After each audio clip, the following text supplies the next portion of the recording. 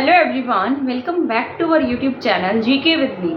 आई know आज की video मैं बहुत टाइम बाद बना रही हूँ। आप सभी ने मेरे चैनल को मिस किया होगा। आप डेली मेरे चैनल पर कमेंट करते हैं तो मुझे ना बहुत अच्छा लगता है वो सब देखकर। बट मैं आपसे सॉरी भी कहना चाहती हूँ क्योंकि मेरे पास अभी इतना टाइम नहीं हो पाता कि मैं आपकी वीडियो बना पाऊँ।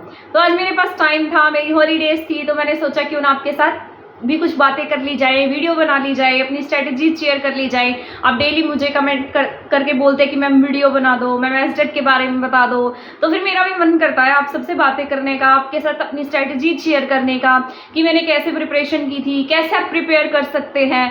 ठीक है, तो उन सब के बारे में आज की हमारी ये वीडियो भी रहने वाली है। तो मैं ऐसी उम्मीद कर रही हूँ कि आप इस वीडियो को ध्यान से देखेंगे और चैनल के साथ लास्ट तक बने रहेंगे। तो सबसे पहले अगर हम शुरुआत की बात करते हैं तो आज की वीडियो में पहले तो मैं ये सोच रही हूँ आपके साथ शेयर क्या किया जाए। मैं आपके साथ एस्टेट की स्ट्रेटेजी शेयर करूँ या मैंने अपने टीजीटी की प्रिपरेशन कैसे की थी, कैसे अपना एग्जाम क्रैक किया, उन सब की स्ट्रेटेजी शेयर करूँ। वैसे तो दोनों ही वीडियोस आपको देखने को मिलेंगी, बट इस वीडियो में मेरे माइंड में जो आएगा मैं आपको वो बता दूंगी। तो पहले तो मैं आपको शायद आपको ये वीडियो जो है वो टीजीटी प्रिपरेशन की देखने को मिलेगी। इससे नेक्स्ट वीडियो आपको देखने को मिलेगी कि कैसे आप अपने एस्टेट की प्रिपरेशन जो आपके 2 मंथ्स का टाइम है उसमें कर सकते हैं। ठीक है, तो दोनों ही वीडियोस देखने को मिलेंगी, दोनों को ध्यान से सुनना क्योंकि दोनों ही यूजफुल है।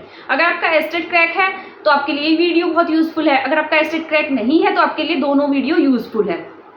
तो आप लास्ट तक वीडियो में बने रहिएगा।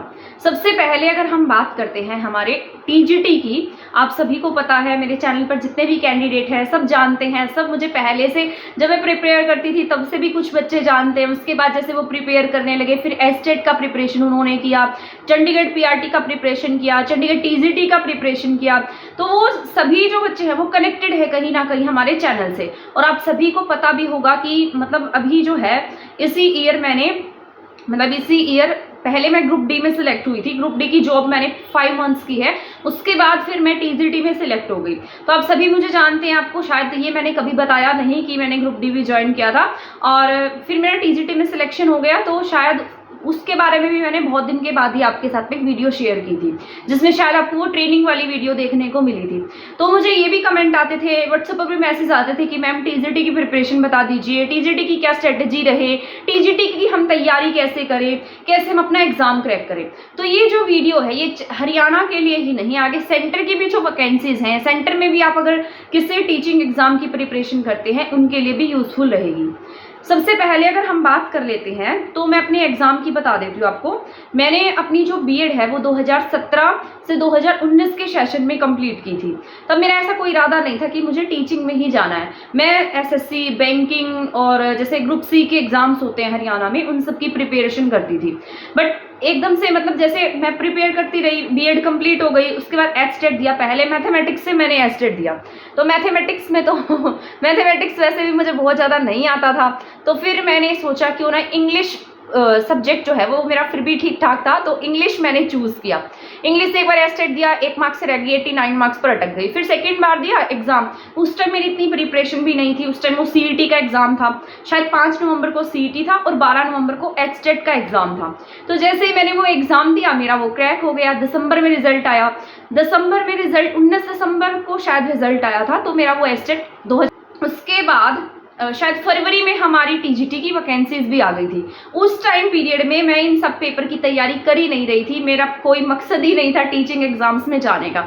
उस टाइम मैं मतलब सिविल सर्विसेज के लिए प्रिपेयर करती थी। तभी मैंने 1 मंथ ही हुआ था, 1-1.5 मंथ हुआ था, मैंने कोर्स वगैरह परचेज कर लिया था, मैं उसकी प्रिपरेशन करने लगी थी। मतलब ऐसा नहीं कह सकते कि मैं टाइम पास कर रही थी या फिर बस दिखाने के लिए पढ़ रही थी, बट मैंने उस टाइम पीरियड में अच्छी प्रिपरेशन करना स्टार्ट कर दिया था। बीच में से वैकेंसीज आ गई, वैकेंसीज आने के बाद मुझे ये था कि शायद अभी एग्जाम नहीं होगा, बट शायद 10 से 15 दिन के बाद में हमारी एग्जाम डेट भी अनाउंस हो गई कि 1 महीने के अंदर एग्जाम कंडक्ट करा लिया जाएगा। तो मैंने सब कुछ छोड़ छाड़ के सिर्फ और सिर्फ अपनी टीजीटी की प्रिपरेशन पर फोकस किया।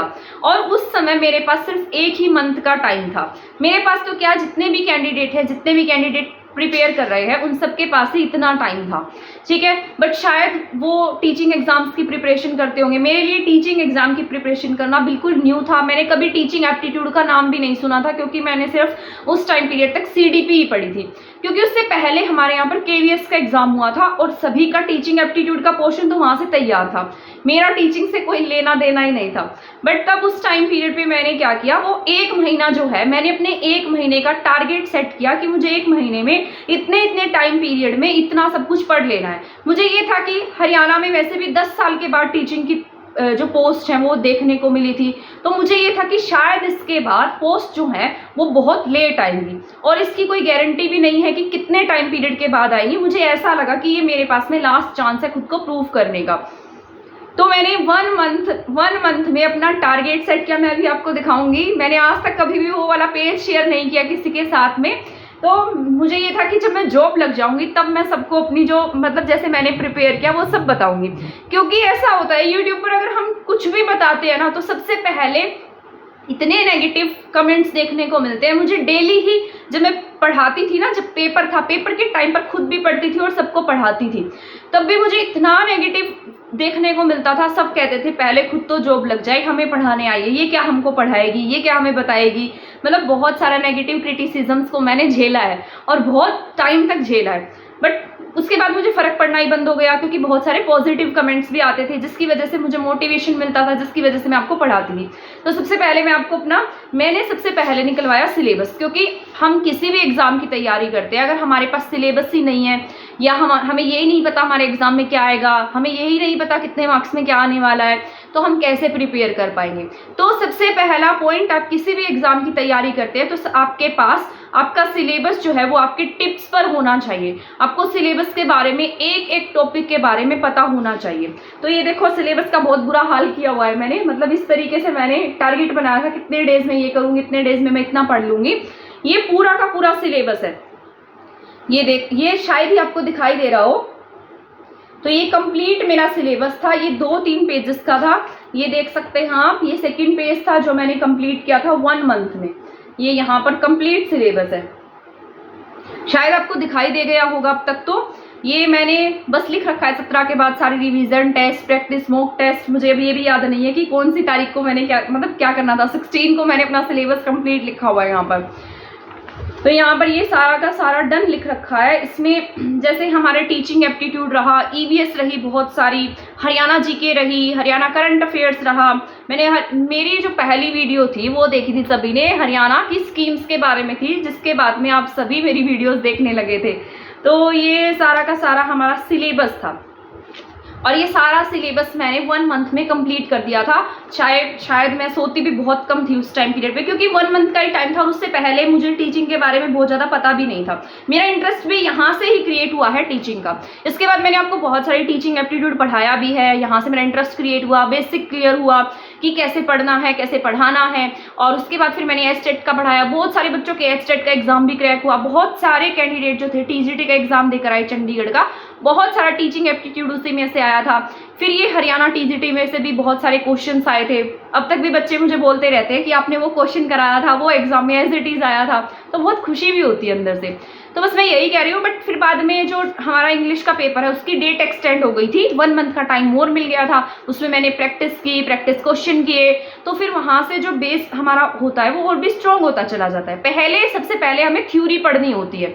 ये कई बच्चे ऐसी गलती करते हैं, थ्योरी पढ़ते नहीं है और यूट्यूब पर बहुत सारे क्वेश्चंस कराए गए होते हैं, बिना थ्योरी किए बहुत सारे क्वेश्चंस देखने लगते हैं, वो आपका बिल्कुल टोटली टाइम वेस्ट है। सबसे पहले आपको अपनी बुक्स में से थ्योरी पढ़नी है, क्योंकि बुक्स जो होती है ना, अगर आप बुक्स में से नहीं पढ़ते हैं, सिर्फ यूट्यूब से पढ़ लेते हैं या आप अपने हाथों से नोट्स नहीं बनाते हैं, लिखते नहीं हैं, तो भी ये मानकर चलो कि आप अच्छे से प्रिपेयर नहीं कर रहे हो। आपको अच्छे से प्रिपरेशन करने के लिए बुक्स की नीड होती है, अपने हैंड रिटन नोट्स की नीड होती है, सब कुछ आपके पास लिखा हुआ होना चाहिए। तो ये होता आपका पहला स्टेप। तो मैंने सबसे पहले तो अपना सिलेबस कंप्लीट किया था और मुझे पता था क्या क्या किस टॉपिक में से क्या क्या टॉपिक जो है इंपॉर्टेंट हो सकता है, और ये सारा का सारा मैंने यूट्यूब से ही कवर कर दिया था। मतलब EVS के इतने सारे टॉपिक्स थे जो मैंने यूट्यूब से कवर किए, टीचिंग एप्टीट्यूड मैंने सारा यूट्यूब से कवर किया, मतलब खुद पढ़ा था। ये सारा का सारा टीचिंग एप्टीट्यूड ये सब मैंने खुद से पढ़ा था। लिटरेचर में मुझे बहुत ज़्यादा आता नहीं था। लिटरेचर में मैंने जो मास्टर डिग्री थी वो भी नॉन अटेंडिंग कर रखी थी। फिर मैंने सारा का सारा लिटरेचर पढ़ा, अपनी जो मेरी जो एमए की बुक्स थी वो सारी पढ़ी, उसमें जितना लिटरेचर लगा मुझे इंपॉर्टेंट वो पढ़ा, प्रैक्टिस सेट्स किए उसके, बट लिटरेचर में से कुछ आया नहीं, बट वो मेरे लिए यूजफुल जरूर रहा। ठीक है, क्योंकि आगे मैंने पीजीटी का एग्जाम दिया, वो बिना पढ़े ही मेरा ऐसे ही क्रैक हो गया था। तो इसके साथ साथ मैं आपको बता देती हूँ, ये एग्जाम देने से पहले, मतलब पहले मैं आपको बुक्स ही बता देती हूँ। ये जैसे हमारी बुक्स होती है ना, ये एमबीडी गाइड्स, इसमें से मैंने सारी की सारी एक्सरसाइजेस की थी, जिसमें हमारे ग्रामर दे रखी होती है। अभी तो बहुत सारी बुक्स मैंने जिनसे ली थी उन्हें रिटर्न कर दी है, बट अदरवाइज ये जितनी भी एक्सरसाइज हैं ये मैंने सारी की सारी यहाँ पर सॉल्व की हुई थी। ये 6 से लेकर मास्टर डिग्री तक मैंने कंप्लीट की हुई है। मास्टर डिग्री में तो वैसे भी ग्रामर नहीं आती है, ग्रेजुएशन तक आती है। ग्रेजुएशन तक ये जितनी भी ग्रामर देखने को मिल रही है आपको, सबकी सब इसके साथ साथ सॉल्व की हुई थी। अब तो जिनकी बुक्स थी वो मैंने रिटर्न कर दी। अब जो कुछ कुछ बुक्स यहाँ पर पड़ी है तो मैं आपको दिखा रही हूँ। मैं ये आपको बढ़ा चढ़ाकर नहीं बता रही हूँ, बट मैं सिर्फ आपको ये बताना चाह रही हूँ कि आप भी इस तरीके से अपनी प्रिपरेशन कर सकते हैं। आप भी इन्हीं, जैसे आपको कोई भी एमबीडी गाइड्स मिल जाती हैं या कहीं से भी कोई भी बुक्स मिल जाती हैं जिसमें आपको ग्रामेटिकल पोर्शन बहुत अच्छा दे रखा है, जहाँ से आप अपनी प्रैक्टिस कर सकते हैं, जहाँ से आप अपनी एक्सरसाइजेस को सॉल्व कर सकते हैं, वो आप जरूर कर सकते हैं। ठीक है, इनमें से बहुत सारे क्वेश्चन देखने को मिलते हैं और ये बहुत इंटरेस्टिंग भी होती है। अगर आप इन्हें करते हैं तो बहुत इंटरेस्टिंग होती हैं ये बुक्स। ये कुछ ही बुक्स मेरे पास पड़ी हैं, तो फिर मैंने सोचा कि क्यों ना आपके साथ शेयर कर दी जाए। तो ये देखो, ये इसी तरीके की बुक्स है, ये सारी की सारी मैंने की थी। तो आप भी इस तरीके से बुक्स जो हैं अपनी, जैसे 6 से लेकर आपको देखने को मिले, आप ग्रेजुएशन तक की बुक्स कर सकते हैं। इजीली ग्रामर वहां से आप सॉल्व कर सकते हैं, और यहाँ इसमें ग्रामर बहुत ज़्यादा टफ भी नहीं होती है, बहुत अच्छी होती है। इसके साथ साथ मैंने नीतू सिंह मैम जो है उनकी इंग्लिश की बुक की थी, मतलब वहाँ से ग्रामर की थी। तो मैंने इतनी ग्रामर की थी, 6 से लेकर जो ग्रेजुएशन की बुक्स है वहाँ से सारी ग्रामर की, और नीतू सिंह मैम की बुक से ग्रामर की थी। और ग्रामर का पोर्शन आपने देखा होगा बहुत ज़्यादा एग्जाम में पूछा गया था, और थोड़ा सा टफ वे में पूछा गया था, बहुत लेंथी था। टफ तो ज़्यादा नहीं था, बट लेंथी पेपर जरूर था। और वो बिल्कुल एसएससी का जैसा पैटर्न होता है, बैंकिंग एसएससी का पैटर्न, उस पैटर्न पे पूछा गया था। तो आप भी क्या कर सकते हैं, कोई भी बुक आप प्रेफर कर सकते हैं जहाँ जो भी आपको अच्छी लगती है, जिसमें भी आपको एक्सरसाइजेज अच्छी लगती है। इसके साथ फिर अगर मैं आपको पेपर की बात करती हूँ, आपको लगेगा कि मैंने सिर्फ एक ही पेपर दिया था, मेरा पहला पेपर देते ही पास हो गया। ऐसा नहीं होता है, उससे पहले हम क्या पता कितने एग्जाम्स में फेल हुए होते हैं। मैंने बहुत सारी फेलियर को फेस किया, बहुत फेलियर मैंने फेस की है। 2019 से मैं एग्जाम देने लगी थी, और 2024 में आकर मुझे 2 जॉब मिली, एक ग्रुप डी की और इसके बाद में ये टीजीटी की। उससे पहले मैंने जितने भी एग्जाम्स दिए थे सभी में किसी न किसी 1 मार्क्स से आधे मार्क्स से रह जाती थी। तो ये सारे के सारे पेपर मेरे पास पड़े हैं। मेरा मन किया मैं आपको दिखाऊं कि मैंने इतने सारे पेपर्स दिए हैं, ये आप देख सकते हैं। और ये सारे मेरे पास एज इट इज़ पड़े भी हैं। ये बहुत सारे पेपर आपको देखने को मिलेंगे। तो इससे पहले हम ना जाने कितने पेपर देते हैं। बस कुछ लोग होते हैं जो बीच में हार मान जाते हैं, कुछ लोग होते हैं जो चलते रहते हैं, लोगों की बातें सुनते रहते हैं, क्रिटिसिज्म झेलते रहते हैं, और फिर एक दिन जॉब लग ही जाते हैं। तो मैं भी आपसे यही कहूँगी कि आप भी ज़रूर जॉब लगिए, आप भी अपनी प्रिपरेशन कीजिए, आप भी अपनी इसी तरीके से कोई ना कोई स्ट्रेटेजी फॉलो कीजिए, ठीक है, ताकि आप पर भी सबको प्राउड हो सके, है ना। मतलब जॉब जो होती है ना, मैं ये नहीं कहती कि जॉब ही सब कुछ होता है, बट आपका एक स्टेटस जो है वो जॉब से बन जाता है, लोग आपको रिस्पेक्ट देने लगते हैं। मैं ये नहीं कहती कि मुझे बहुत रिस्पेक्ट मिल रही है या मैं ये हो गई हूँ, मतलब मैं बहुत बड़ी पोजीशन पे चली गई हूँ, ऐसा कुछ भी नहीं है। बहुत नॉर्मल लाइफ होती है जॉब वाली। मतलब सबको ऐसे ख्वाब तो ऐसे आते हैं, ख्वाब सब देखते हैं कि पता नहीं जॉब के बाद कैसी ज़िंदगी होगी, क्या होगा, ये होगा। मैं तो कहती हूँ कि जो लाइफ होती है ना, जब आप प्रिपेयर कर रहे हैं, जब आप प्रिपरेशन जोन में, वो सबसे बेस्ट होती है। उसके बाद तो बस आपको वही डेली वाली वही लाइफ जीनी पड़ती है, डेली सेम टू सेम वैसा ही प्रोसेस फॉलो करना पड़ता है। कभी कभी बोर भी हो जाते हैं। और मैंने ना लास्ट में, ये आप देख रहे हैं, लास्ट में ये वाला जो चिट लगा रखी है, मैं इसको उतार देती हूँ। मैंने ये टारगेट सेट किया था कि जब तक मेरा रिजल्ट नहीं आ जाता, जब तक मैं जॉब नहीं लग जाती ना, तब तक मैं इसको उतारूंगी नहीं। ये शायद फट ही ना जाए हमारा, बट मुझे ये मैंने चिपकाया भी ऐसे था कि ये उतरे नहीं, क्योंकि मेरे मन में वहम था कि अगर ये उतर गया तो मैं फेल हो जाऊँ मैं फेल हो जाऊंगी। इसमें बता देती हूँ क्या लिखा हुआ है। ये थोड़ा सा तो उतर गया है, इस पर बस मैंने अपना टारगेट लिखा है, टोटल पोस्ट लिखी है 1751, 1 पे सर्कल करके लिखा था कि 1 मेरी है, तो 1 मेरी हो गई, है ना। इसके बाद लिखा था जॉब लेनी है मुझे कैसे ना कैसे करके, कितनी मेहनत करनी पड़े, 1 सीट पक्का मेरी। तो इस तरीके से मैंने अपने टारगेट सेट किए थे, कुछ कुछ लिखती रहती थी मैं। और तो देखो, मतलब आज आप भी अगर अपने ऐसे टारगेट सेट करें, आप भी अपने कुछ टारगेट्स बनाएं, कोई बुक फॉलो करें जो भी आपको अच्छी लगती है, कैसे भी आप प्रिपेयर कर सकते हैं। अपने एग्जाम के लिए खुद से प्रिपेयर करें, खुद से अपने हैंड रिटन नोट्स बनाएं, दूसरों की स्ट्रेटेजीज को भी फॉलो नहीं करें।